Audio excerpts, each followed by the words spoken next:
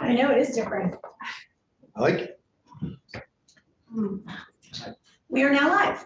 Hey, that's better than usual. It's like individually focused. So this is Senate Appropriations, and we are taking up H715, and we have here with us the chair of Senate Natural Resources, Senator Bray, because this bill does carry an appropriation and is still subject to some additional modification, or at least one. So thank you for coming in, and we'll get started. Great. Thank you, Madam Chair. And for the record, Senator Christopher Bray from Chair of Natural Resources and Energy. The bill that I'm referring to is the bill as voted out, which was draft 4.1 dated 4/15/22, 9:15 a.m. Just so everyone has for sure the most current version of the bill. And as the chair mentioned, we moved it knowing that there was one piece of work to do still, but for the sake of making timely progress and by agreement with the area, the PUC namely, that we would work with them. We've met with them since, and we'll be drafting them. So at the very highest level, without going into the mechanics of the bill in any way, we passed the clean heat standard, which brings Vermont into a legal obligation to address the impacts of climate change. And I think we've talked for years, we've done work on other bills for years, decades, actually. And I think we all know there's a moral reason to be good stewards. We don't want to be the renters that are burning the furniture while the place is not ours. It's passing through our hands. Could we be good environmental stewards? But we also now added a legal compunction to act, and that is the Global Warming Solutions Act. I think everyone also knows, for the three main ways that we send up emissions into the air, the major one in the United States used to be electrical generation. That has changed over the years and way down in Vermont. It's single digits contribution to air pollution. The two bigger components are how we heat and how we drive around and move goods around. Transportation is number one. Heating follows a close second. So 715. H715, the Clean Heat Standard, proposes a program to help us meet our obligations, our statutory obligations to reduce greenhouse emissions in the heating sector. And it also brings benefits along with it, and that is namely to people I think are very aware, especially this winter, that the price of heating oil and fossil fuels is volatile. It almost doubled over this recent winter.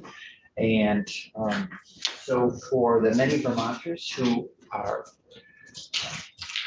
energy burdened, lower income, it can clean out their savings in a month or two. I've seen statistics on how little in savings many Vermonters have. So there'll be a benefit to moving to a system that's more price stable. And also to reduce costs. So I have to say, how do we do this? In the bill, we create an obligation for those selling fossil fuels and for those providing services.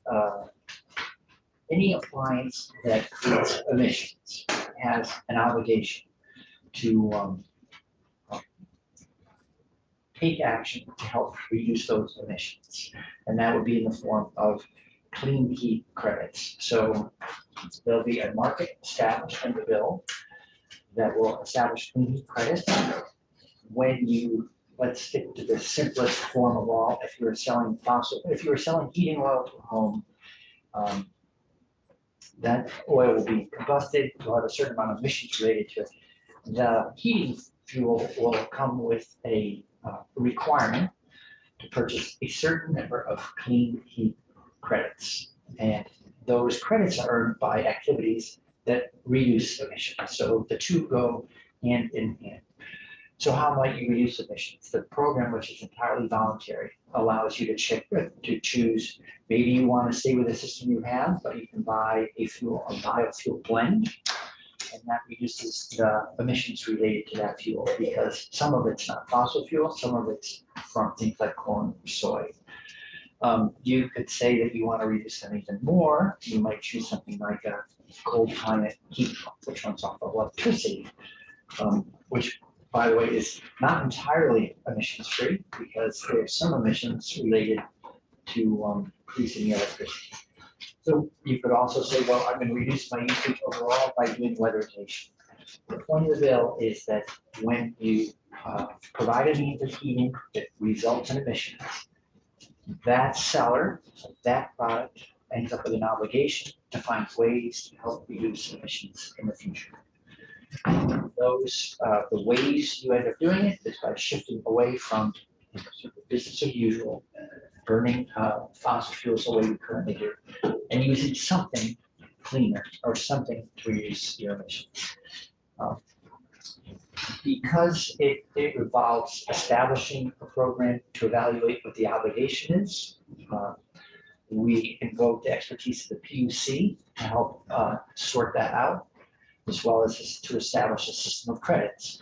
So it's very much like, well, analogous, not exactly like, but when we wanted to have Efficiency Vermont, statewide energy efficiency utility, we asked them to establish a program to develop performance metrics to allow us to evaluate the program and to manage credits that move around in that system in the form of energy efficiency charges that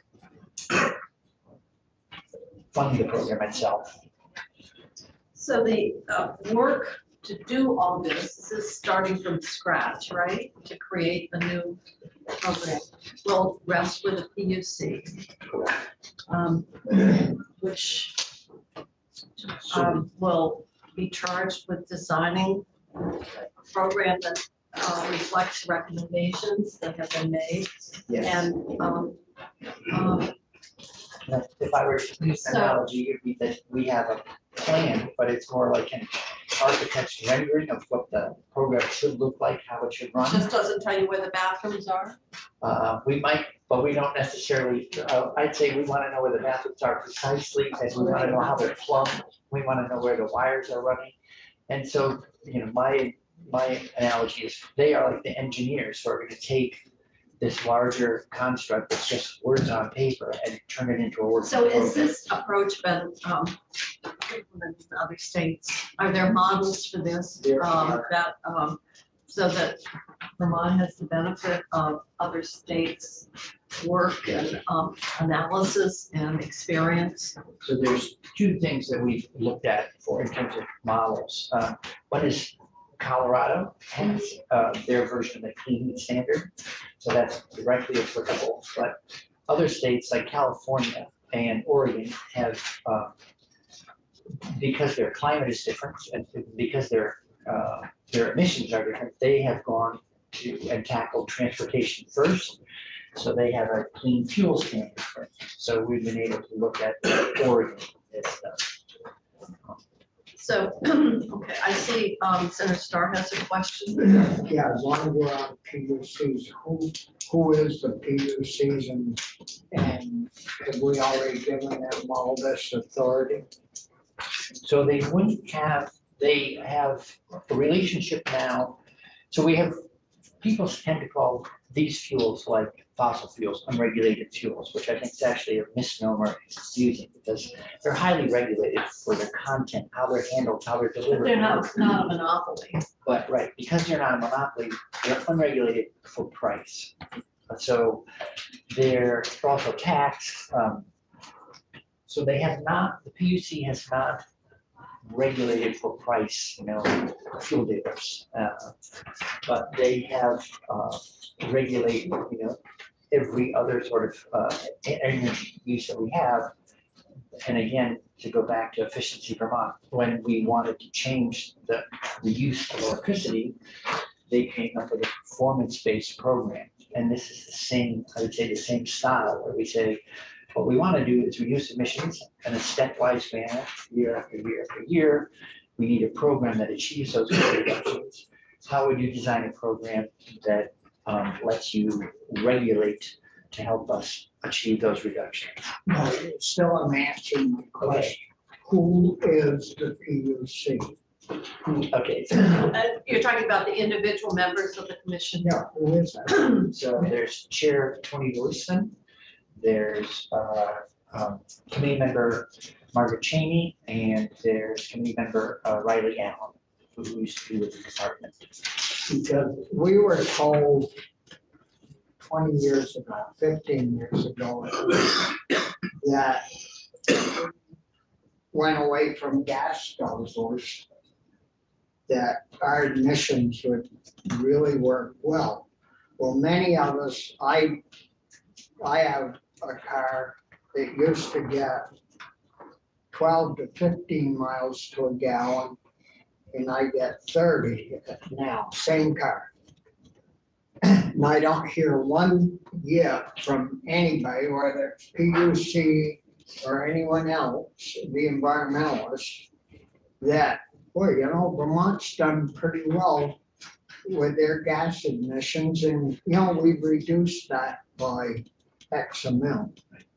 So I don't have the facts at hand to be able to talk about transportation emissions, but you are a model citizen going to a higher mile. I bet everybody around this table and in this room has got vehicles that get 25 or better miles. Other than Yeah. today, because of the way I had to drive, because of the winter, I'd get about 35 miles to a gallon. Yeah.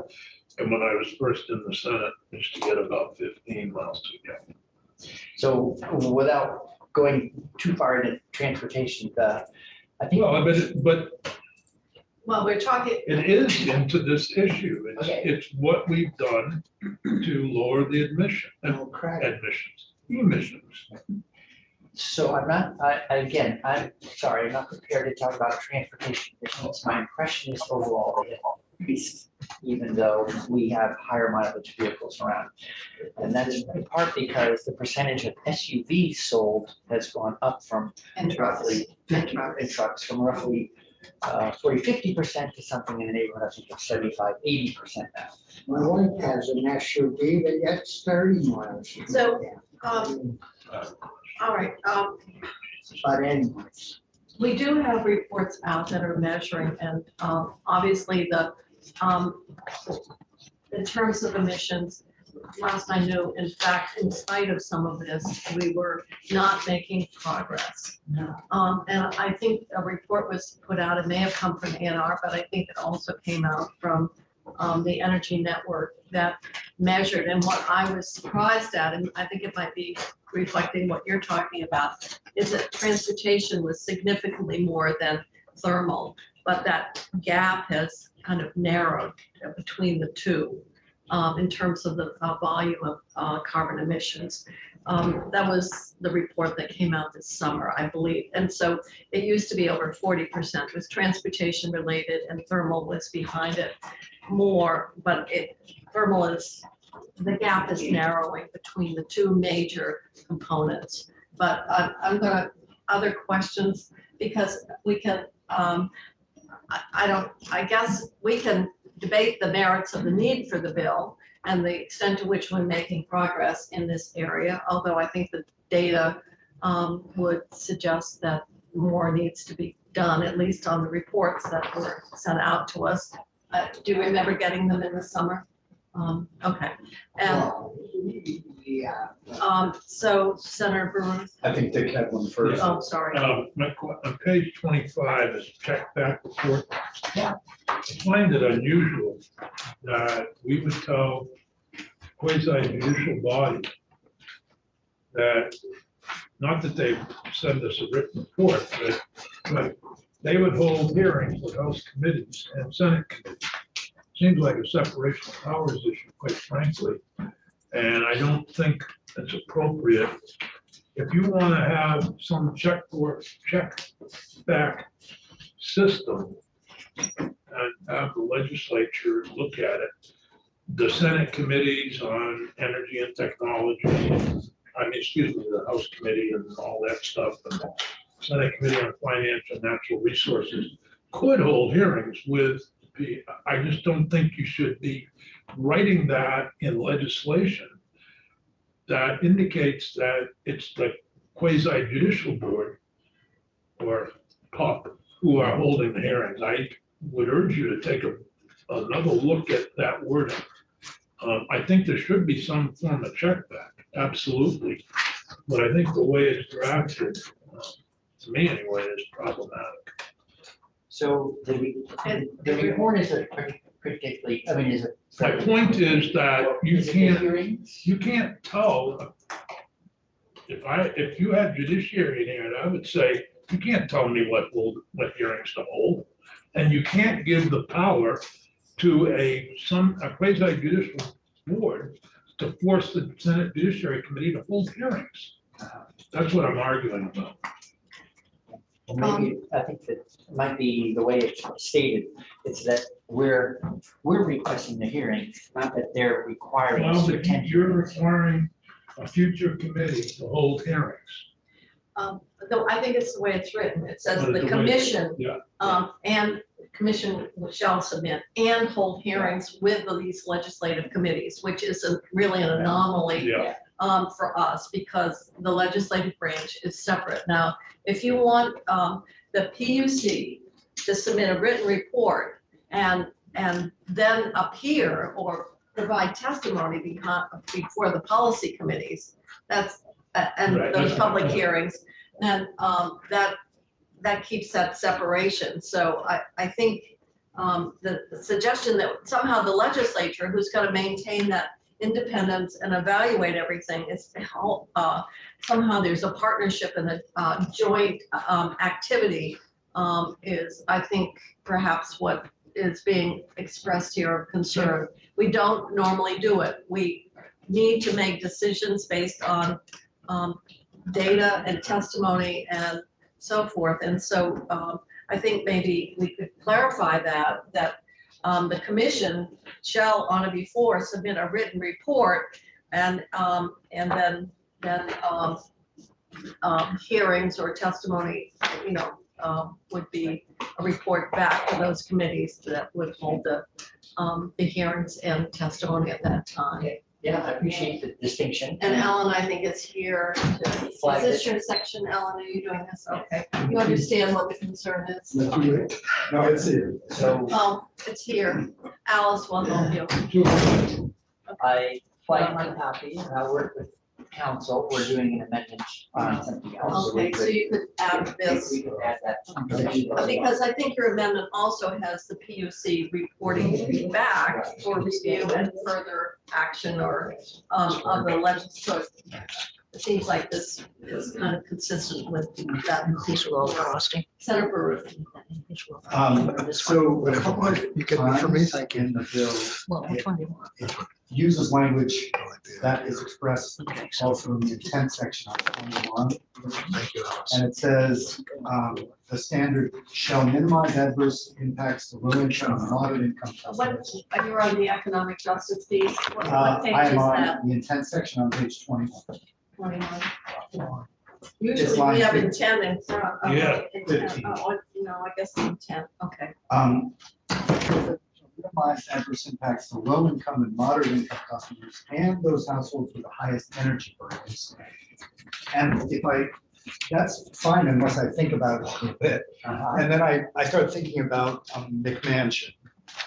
Huge square footage, glass walls for the. Which view. is a high energy burden by virtue of being. Exactly, so I'm wondering, So the term, that I get it, great question. So energy burden, I don't know if it's exactly a term of art, but I it didn't see it in the refers to- definitions. It refers to the percentage of household income dedicated to, in this case, heating a home. So is there, is the definition of that in the bill, or it's just an established definition? Sorry. How do I know I have a high energy burden? If it exceeds X% of income? right, Well, there have been, so the term, I'd have to see if we would define it more precisely. There have been a number of reports. VEIC, for instance, has done a series of reports on Vermont Law School, and that's where the term energy burden emerging, at least as best I know. I don't know if it's more formally defined than, I would think if you put that in the definitions, you'd eliminate some potential wrangling. Well, and litigation maybe, you know. Well, maybe that has to be part of their analysis, is actually creating a standard of what constitutes a high energy burden. Well, yeah, but if Mama, when she passes, leaves Sonny the big fancy house, and his income's 50 grand a year, and but it's the same size as Bill's house, and he earns $200,000 a year. They both have same identical houses. His burden isn't hardly anything but for Sonny's burden, earning 50,000. Now Mama's gone. He's in trouble. And I mean, it doesn't make any damn sense that Phil gets a free ride. Well, no, it's the reverse. What Chris is saying is that Sonny would be okay, and I would be screwed, which is the way I would prefer to be. But taking your example, No, it's the other way around. Yes. No, wait, so the energy burden is the percentage of your household income. so a high energy burden is if you're, you know, there are families where 30 to 50% of their money in winter months is going to pay heat. Right, so let's take Bobby's example of Sonny. His percentage is gonna be very high. My percentage is gonna be low. So he gets the help, and I don't. Right, which is the way I want. So the only thing that I would want is a definition that clarifies that. Well, I think that's part of what we are suggesting here, is that that the design, and they've got, somebody's got to define it. And so I would think that that's what we would, in any study coming back, you would have that definition. What is an affordability standard? Right. And usually it's like, you know, for housing, 30% of income. Very few people now are under it unless you're subsidized housing or you don't have a mortgage or something. But I think that's, when we're throwing out these terms, they can mean different things to different people. So I guess the question is, there some way of making it clear that any analysis or report and how do you minimize adverse impacts before you start defining who that population is? So I don't know if that's something that Ellen, you can think about, but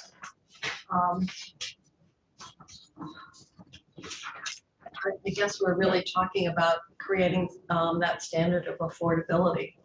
I'm sure we can work on something, since there's been quite a bit of work done on that topic, you know, like. I'm sure there is. The percentage of income, what if you have a 28,000 square foot home and you know you have $1 million income, you're still spending a tremendous amount. So we'll figure out a way to get at it. Well, some of us do live in historic air castles, that's true. So I don't know how you adjust for all the variability, but if your intent is to minimize the adverse, then somebody's gonna have to struggle with these details.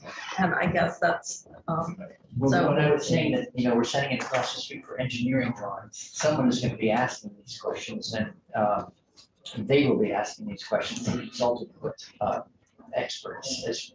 So there's two sets of, there's a lot of work that will go on at PC. There are 12 public facing meetings, so that there's a strong community engagement component. There's a requirement to travel different parts of the state, have somebody available in person as well as virtual, different ways. Focus groups are part of some of the meetings. There's a focus group requirement referred to here as holy technique.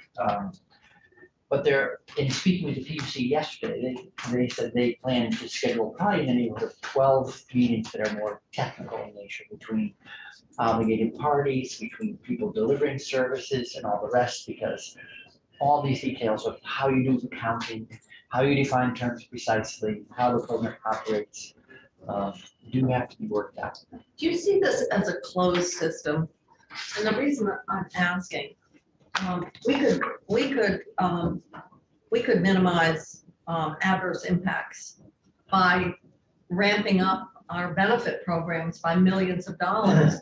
But are you seeing that you would envision a program where, when you're talking about credits, are you talking about like, when we do EEIC, the whole thinking was all ratepayers are paying, but all ratepayers benefit because you're using electricity in a smarter way, you're avoiding off-peak, and therefore everybody benefits. So are you seeing that, in fact, that there are ways in which, or is the PUC going to come back and say, well, the answer is you just need to increase your weatherization and your fuel assistance, or your other programs by 50%? I'm just wondering what is being anticipated here. So I'm glad you mentioned weatherization, because this program, we've stepped up our investment in weatherization in a significant way last year, and again, it's become 4 years, $80 million over 4 years, split between low and moderate income homeowners. And as we've worked towards supporting the innovations like cold climate heat pump, we don't just want greater efficiency of creating warmth so that we can heat the great outdoors more efficiently. Let's also button up home. So the two programs go hand in hand. And to your point about who gets the benefits, a lot like in my mind with Efficiency Vermont, I've had people complain about, why do I still have this charge month after month on my bill? And then I said, well, have you talked to them? Have you? So then I got someone set up. They had like a visit from someone. Then they got subsidies to help them replace an old freezer with a much more cost-effective one, et cetera. Their bills went way down. Once they participated in the program, they themselves personally saw the benefit, and they became great fans of it. But there's a benefit to everyone in the electrical system by virtue of running, right? And the math on that is, this is like two years old, but Vermonters through that time had invested $684 million in Efficiency Vermont through those energy efficiency charges on a monthly basis. But the savings gained by implementing those measures was $1.7 billion. So it was a cost-effective investment. And I think we're anticipating that we will see the very same kind of dynamic when we support innovations that reduce not just the use of fossil fuels and gain us that emissions reduction, but I think there'll be some economies for those who are using more efficient techniques, ways to heat in homes that are better weatherized. So I've just got to know, we have Becky Wasserman only until 2, and we have Sheriff Marcoux, who is in the waiting room, and we are we're having a much broader discussion than the appropriation that comes in the bill, which is a total, I believe, of 1.2 million. I see that we have 600,000 to public service and 600 to the PUC. 650 to PUC. Yeah. I know that some people are going to be somewhat hesitant about how they want to vote until they see exactly the amendment that you're working on. So I can describe it. It's pretty straightforward. So the PUC. And what I can do is hold this, Okay. our vote, and then we can see the final amendment. And you said, and also the comments that we've made today, the extent to which they could be incorporated. So I think what I'll do is not ask the committee to take a vote on it until we have the benefit of seeing it, because that amendment about preserving that legislative role of coming back and knowing exactly what is being approved. You can't do rules if you don't have clear legislative intent. And so that's why I think there's been a lot of concern about, here PUC go off and do good things and file rules. And we've had people obviously from all over the country tell us what we should do. Not that that is at all persuasive. It really gets into what is the how do we maintain our legislative responsibilities? So I'm going to suggest, if it's agreeable to the committee, that we wait until we get the final language back from the committee in several areas, including the concern that Senator Sears articulated about making it very clear that the legislature is not in partnership with the PUC on the hearings and that work. Great, just so that you'll know, part of the reason for delay is we're hoping that what we craft as an amendment to the PUC process will be accepted with the House. And so I've met with the chair of Rickland, and I'll be meeting with them today. And the whole idea is not to be necessarily surprising the House colleagues in a manner that will be problematic and send us into conference. So that's the delay. Otherwise, I would have PUC length so that people know it's coming. All it does is it changes dates. That's it, because when there's a rulemaking required, and the PUC said, well, given the public engagement requirement we have, and all the public comment and notice that goes with rulemaking, that means there are more meetings to hold. It stretches out the calendar to do it. And just really briefly, because I don't know if I get to talk to you about it again, but I'm gonna check back on visions. So we have built in, if it stayed just as it is, there's probably gonna even be more opportunity, 1 more year of information. We get a report next February. We get a report the following January. Basically, this check back report tells us, how are you going? What's in the design? What are the anticipated costs for people who participate and those who don't participate? And then we have a community legislative session to say, now that we're learning more about what's shaping up over there, we have a concern. Or the PUC might say, we're good, you've given us enough authority everywhere, but here, we're gonna need something more. Anyway, we have a legislative session to hear from them, evaluate their work, and act. That happens in 23, it happens again in 24, and then after that second year, they also then publish a formal rule. And that's going to go through a whole notice and comment period. And then it comes back to LCAR. And at that point, the committees of jurisdiction will weigh in yet again. So if someone said, are you writing a blank check on day 1 for someone to go work for the next 3 years? I would say absolutely not. We're asking them to get a start with this blueprint.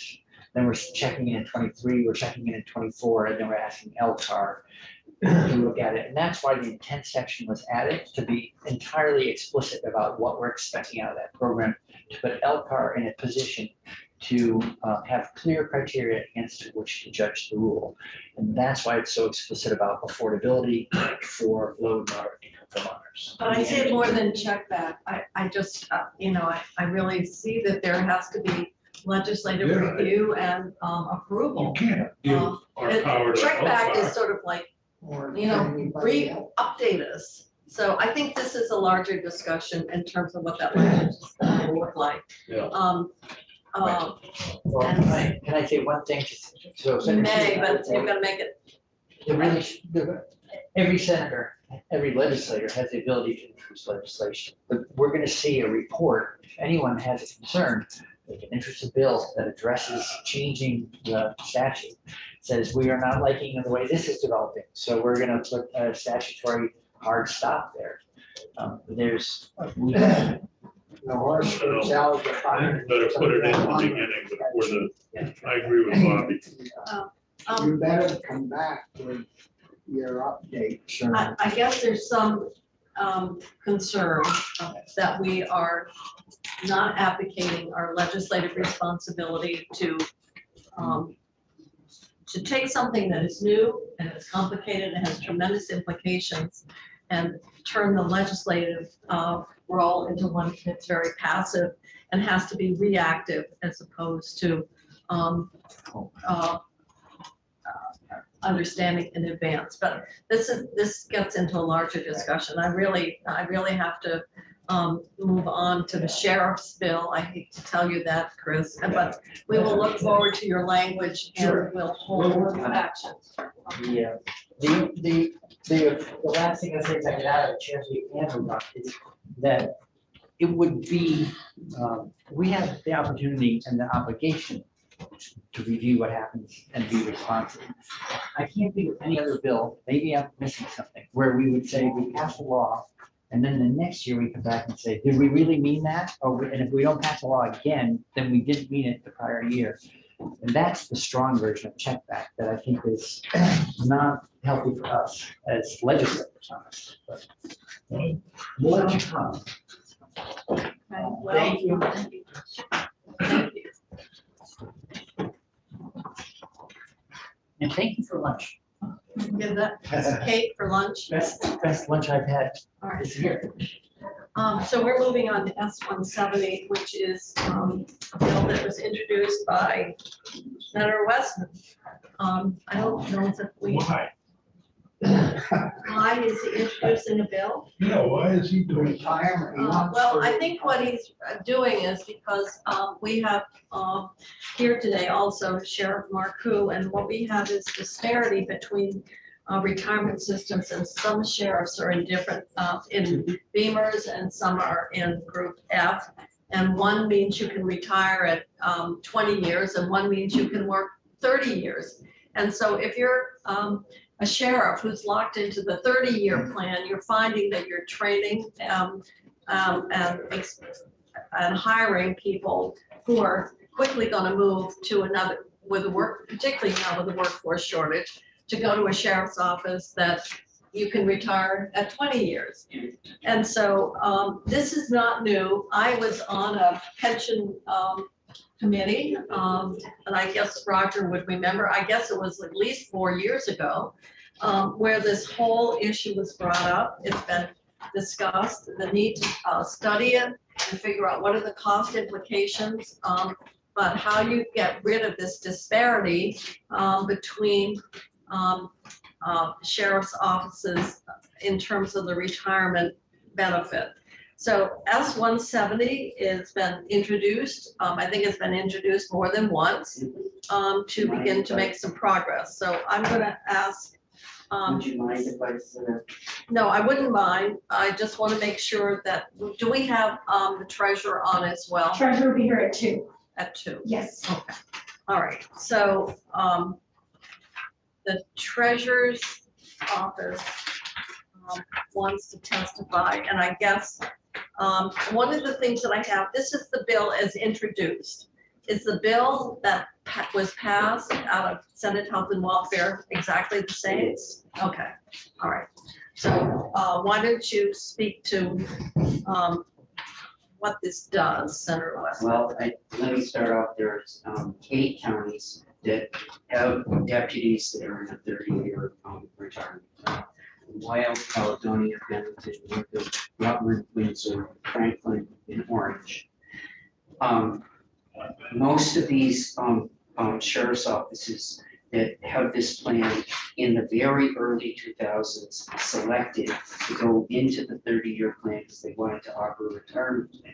At that point, it's my understanding, and I know Lamoille better than the others, we selected a 30-year plan, and it was the only choice we were given at that period of time. What has happened subsequently is other departments have chosen to go into a 20-year plan.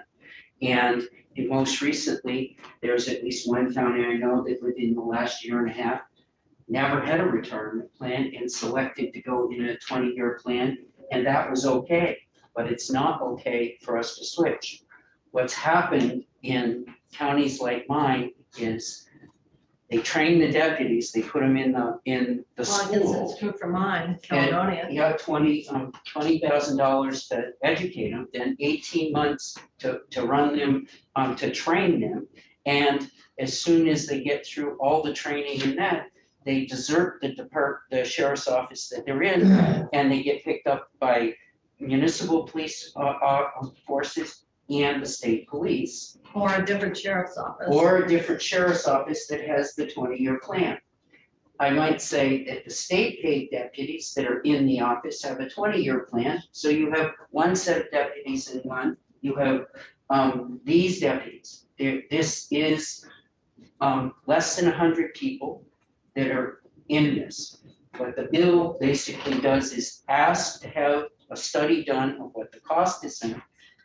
And the Sheriff's Association, and with a few sheriff's offices like mine, are willing to pay for the study to find out the cost of this, to make the shift But basically what we're looking for is to get equity between the sheriff's office. Well, I think the other thing it's doing is giving specific instructions, because the request has been made of the treasurer's office to give some estimate of what the cost would For be. 4 years. And so this is basically saying we need to have that, well, I think it would be an It's actuary not that would. true. No, the trust, no, the, oh, no. It would be to hire an actuary to. So, do this. all right, so did you testify in, Senate Ops? You did, and Roger, you did too? Roger, Yes, hired? yes. This year we did not testify, or I can't recall testifying this year in Senate Gov Ops on this. Although you and I served on that same retirement committee. Yes, and I in guess maybe the you- past, probably, I'm sorry, How many years ago? 4 or 5? probably three years ago. It was before COVID, probably. So I know I've been doing this for, I don't know, it seems like 5 years or so that we've been battling this. And I'm Roger Mark, Lamoille County Sheriff, for the record. So basically what we're saying is, in order for us to move forward, we need to understand the cost implications of moving everyone into the same retirement. So you'd like to move into Beamers. Well, when we first were in discussions with the secretary, or I'm sorry, Treasurer Pierce, she was pretty adamant that Group C, which is the state retirement system 20-year plan, where the state police and state paid deputies are, at that time, she was pretty adamant that wasn't, her preferred place to put us. Yeah. So based on that, we started to think about and discuss internally going to Beamers. And that makes sense as well, because there's several other sheriff's departments that are currently in the municipal retirement plan. So we really have a mixed bag here, and you'd like to get some equity, and you'd also like to address the instability of staffing that this creates. And I know that we heard from the Hyde Park chair of the select board saying, for towns that have the 30 years, you feel like you're the financing entity for law enforcement credentialing, only to have that person then leave you, and you've invested in training, and then the person moves on. So the bill Right. doesn't commit, the bill starts the process to really help make an informed decision. What are the costs? What are the options? And how to bring some equity into what is right now a kind of a disparate treatment from county to county. Yes, that- Like that's, that's and correct. you will, we don't have to pony up money, because you're saying this is so important to us that we will finance the actuarial work to help make an informed decision. That's correct. We want to remove any budgetary impediments to this being done. So did the treasurer testify and we have a very lengthy memo here, but Not this year. oh, this is, Can I ask Roger? okay, so there's a lot of text here. They can't support, well, they can't support the language in S-143. That's a different one. Well, I guess the hard part is so much of that communication is mixing and matching other past legislation. This one seems to be fairly straightforward. We want to study it and we'll pay for it, and we want to, I don't think anyone could argue that we've got a very equitable situation here in terms of how people doing the same job, just from different counties, are being treated. So my question is, there's no appropriation. It would require having this work done. And then ultimately, the legislature, based on whatever that report shows, would obviously have to make a decision. I see the treasurer's joined us.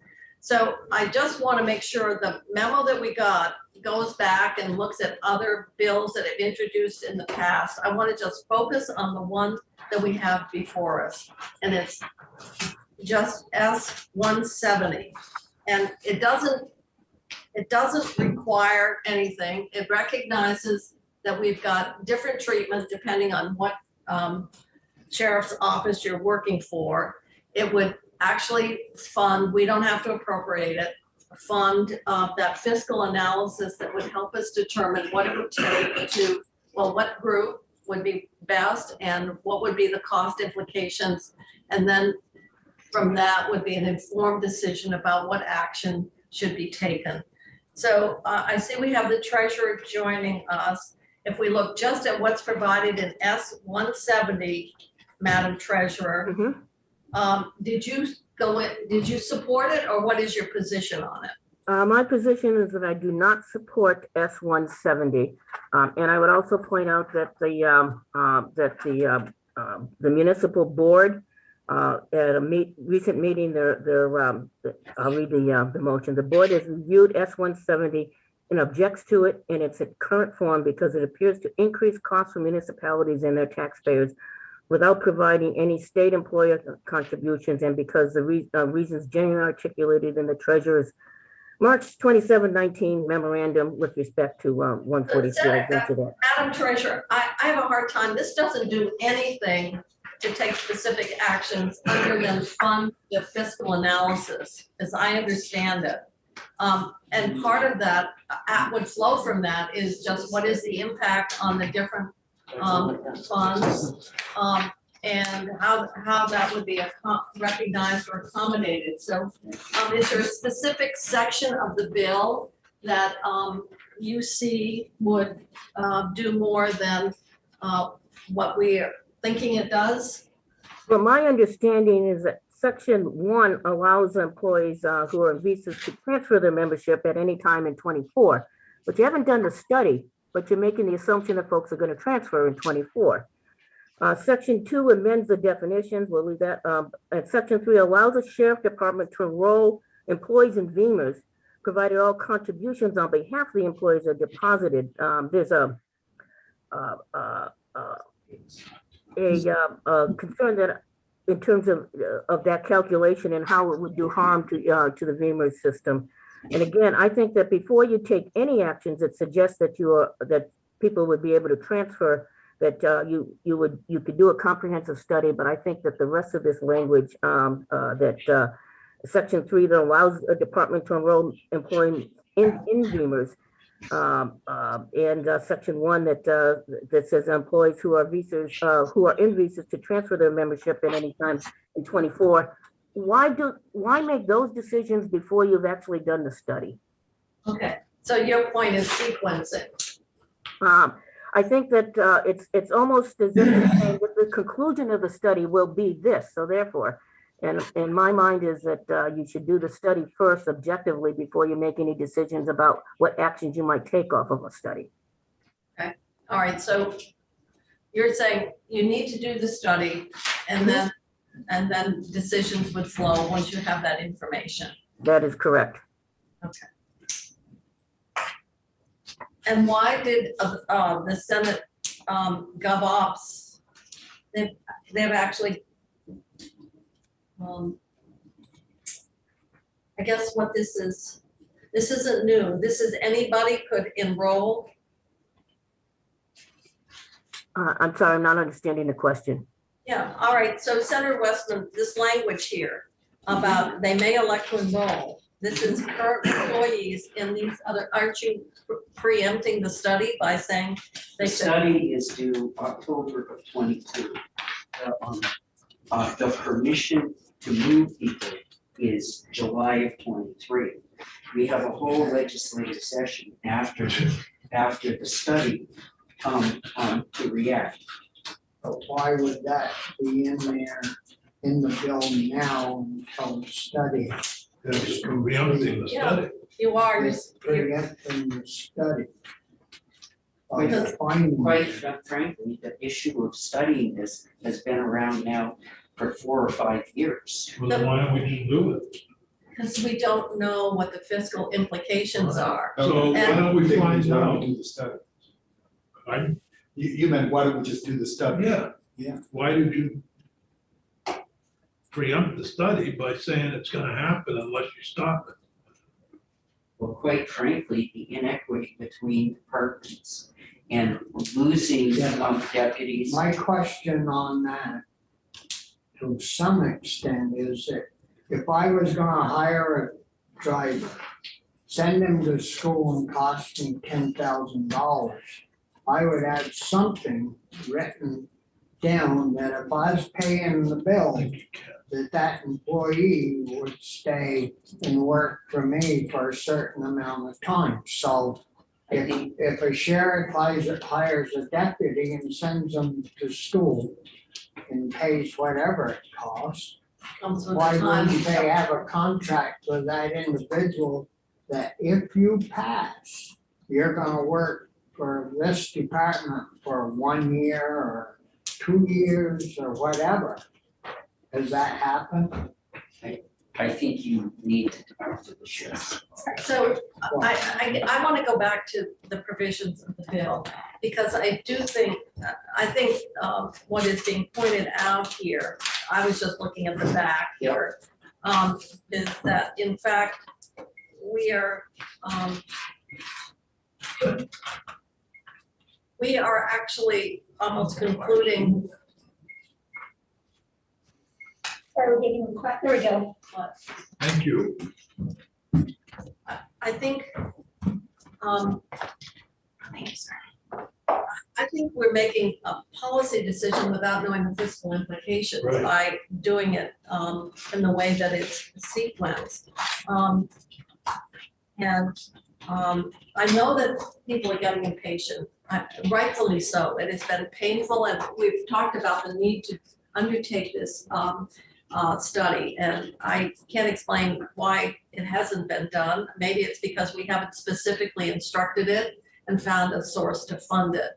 But I think what you're seeing here is a desire to get something going, and 4 or 5 years is kind of a long time to be seeing some action to remedy what I think all of us feel is a rather unfair situation, depending on where you work. But I do share the treasurer's concern about basically moving forward without the benefit of the study, and then similar to what we've been working on with pensions for for other employees. But any other comments that you want to make, Treasurer Pierce? In other words, what you're saying is, if the money is there and you contract and really do the study, determine the cost, and do you think the language relative to what that independent third party to study is sufficiently articulated? In other words, we want something back that's actionable, and we'd like it done. I think people are saying that's something that can be done pretty quickly, because this has been a long-standing concern that the sheriffs have articulated. So I just want to make sure that if we do this independent study, you'll have to do, well, we did all kinds of runs when we were doing the other pension programs, Beth, for teachers and state employees.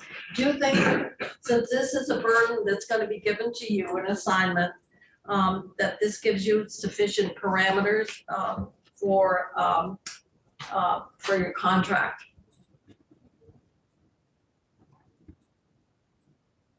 And if you're talking, we can't hear you because you're muted.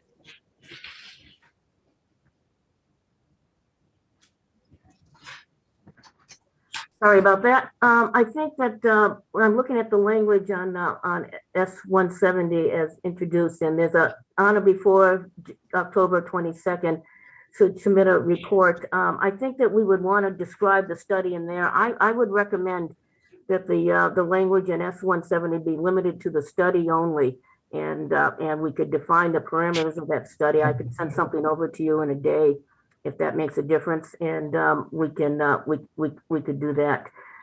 Again, I think that it colors the direction of the story or the study if you have predetermined pieces in there.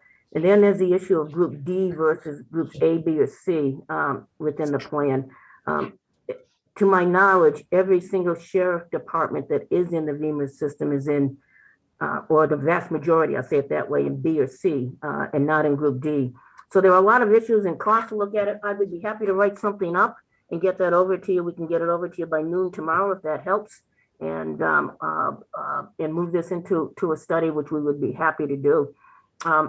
I don't know what the cost, it certainly wouldn't be the same type of cost that we're seeing now, but we would have to have some cost with an actuary to work with us on this.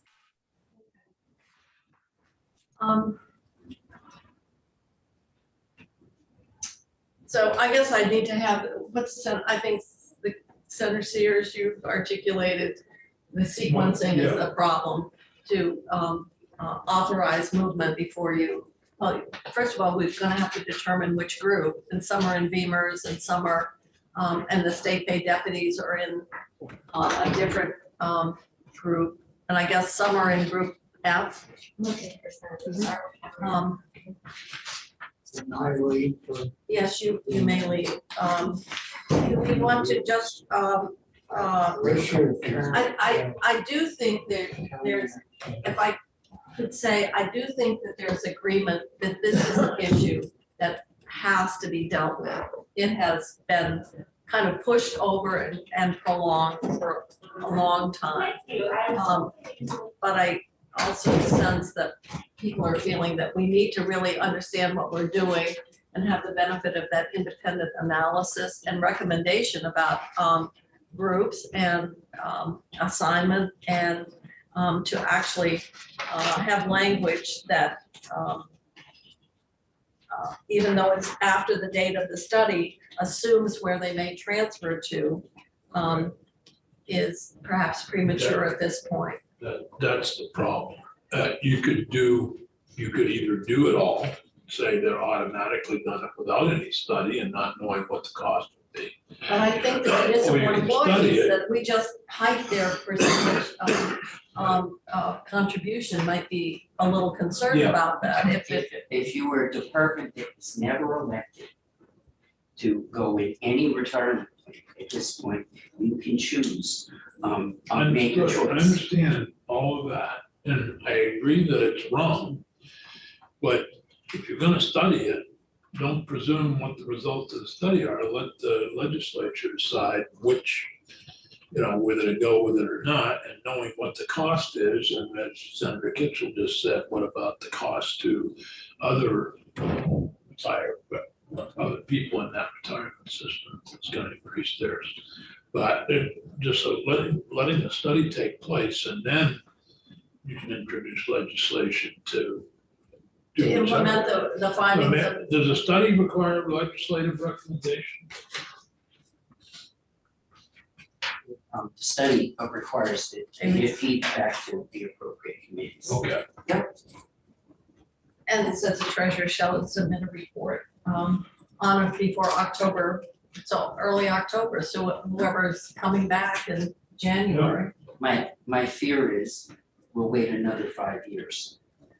Well, So, And it's a very expensive proposition for the departments that are in this position.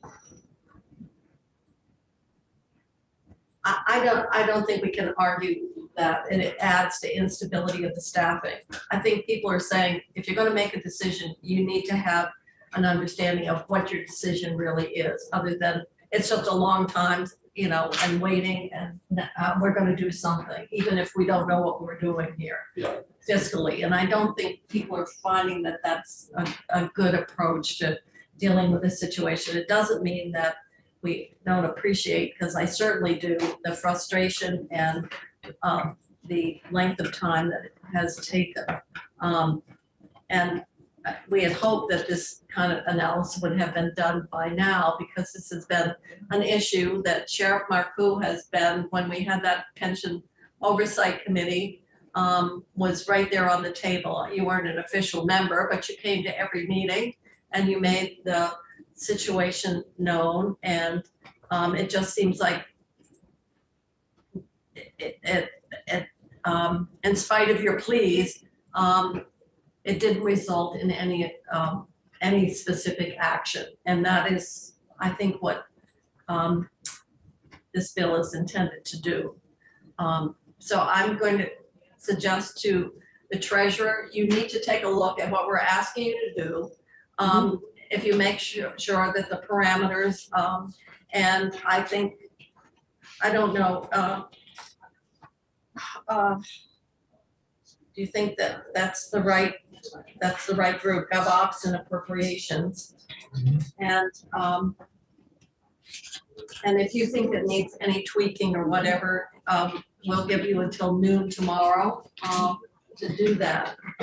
And then decide what we want to do in terms of the other language that basically said we're still going to move ahead. In terms of, well, it's section 1, number 2, and also section 3 in Right. E. Those are the 2 sections where there's actually in advance kind of action of the study saying they may, even though the timing, I understand the timing, and probably the motivation is if you don't do anything, it will happen. I'm sure that's some of the thinking. But I don't think the committee's comfortable making a decision that has any, in light of our pension experience of late, want to, and the fact that Beamer's actually had the Budget Act has a section that increases contributions to Beamer's, would want to have this decision made in advance of having that information. And it's due diligence and it's fiscal, just fiscal accountability. I just have to say, Madam Chair, that from my vantage point, I want the study done before anybody gets moved. But after 5 years and after going through everything that these departments have had to go through, from my point of view in introducing the bill, I wanted the presumption to be that something is going to happen. And right now, I do vote for anything to move this issue along and get the study done. But when you've sat here for nearly 5 years and people have not moved on this issue, Well, it's a little hard to take. I understand that, and my concern is this is very late, and S-170 may not see the light of day in the other body. So my question would be, is there some way of moving this forward so we're assured that something happens relative to doing this cost analysis? It's a budgetary issue. It could very well be, and I guess that's one of the questions I would like to put before that we actually not rely on this bill, because Could we amend it and put it in the budget? that's exactly what I'm talking about. We I have would a love lot it. of pension stuff, and we could, Yeah, if- but you lose Section your 4 is name. what you'd be I proposing to don't put in care your about budget. my name on Or it. section 4 is. I want something that is going to pass. I just thought as a former House member, you kept track of those things. I I know many of them. I do add don't up. really, I don't care at all about any of that. If this was an amendment in the budget to study it, I'd be perfectly happy. I frankly, at this point in the session, that is the safest way Yep. to ensure that this work gets done and that this deadline, so that the work is done in fall, in plenty of time. And I assume you'll be running again, so you won't forget. Do you want to announce? And we will Depends take, on how the next few weeks go. and Beth, it's really important that we do this as an amendment. We're gonna be doing third reading tomorrow, so we can stick in this language and then we can always tweak it. It'll be a difference between the House and the Senate, so. it So can only be the House has amended further. nothing, but this is a way of assuring that we're moving forward because to have a bill that's this far, and I realize that's not any, it was unfortunate that it got tied up and not referred to us until now. But I Well, would say, Like, just for other people, the reporter of this bill is Senator White. And when she was in the wheelchair and not able to get upstairs, the clerk's office was supposed to come down for her to sign a sheet. They didn't, and it inadvertently got into the rules committee. so And the rules committee voted unanimously to send it back. And we got stuck in the middle of the budget. So we just got it last week. And so if the committee's amenable to not moving this separately, but we will include it as an amendment. We've got some other pension language, and we have the Beamer language there. We'll take this and we'll take it the way it is, Beth. Obviously, if it needs some tweaks, the House, I'm sure it's gonna have, I don't think they're just gonna sign off on our budget without a committee of conference. So we They have ought some, to. well, they would, so if there's something that needs to be refined or made more explicit, or you feel whatever, we can do it as part of the committee of conference process. I don't want this to die, and I'm really afraid, even if we move this bill out, and that would be what would happen, because the time constraints at this point are enormous. So the greatest assurance is to take the language and we'll do it as an Second amendment. quarter will Okay. become part of our slate amendments. Yes. Madam Chair, may I ask a question? So when you say you're gonna take the language in section 4 is what I hear you saying. Yes, only. Only, and so I do not need to send you something by noon tomorrow, or I could, it's up to you. What would you like from us? If you want to feel that this should be refined or some things need to be added, you will have more time because we're not voting S170 out as a separate bill. We're taking section 4, which provides for the study and the cost analysis that's due back for us in October. We're gonna take that language and put it as an amendment into the budget bill that we're gonna pass out tomorrow. Okay, So that's the best guarantee we can give sheriffs that action will be initiated. okay. So Because Madam Chair, if I may ask one more question. So you don't need something by noon tomorrow, but it will be in there and we should work with you and the House if there are any changes in language that we might recommend in the. yes, that's conference exactly right, yeah. Mhm. Thank you, appreciate that. Okay, all right, so we'll add that to the budget. Yeah. Roger, that may not be what you want, but I think it's gonna get you more than S170 being passed this late, going to the House, and it's where probably, if you were a betting person, the time will be short and might not be taken up. I appreciate everything that Senator Westman did and Senator Kitchell, you and the rest of the committee. I'm very happy to move this to the next step. I'm not an unreasonable person. I know that we've got to figure out what it's going to cost. But I'm in lockstep with Senator Westman, so I want to keep this moving along. And I appreciate all your help and consideration. Okay, all right, thank you. So we'll move on then. There's a grant here coming down. Okay, all right, thank you, Roger, thank you, Beth. How do you feel about the fee? This is the. This Rachel. Yes. I already presented this on the floor. I know. It's a little bit more piece of paper, but Can I pass one of these to you? it did feel right to have actual bill in front of me to vote it, so. We didn't know that. Non-title 16 access law. So the standard practice across the state has been to try. Chris, it'll be here in 5 minutes or less.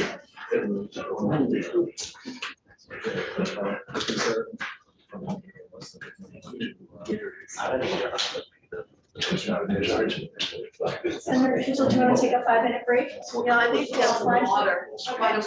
So we'll break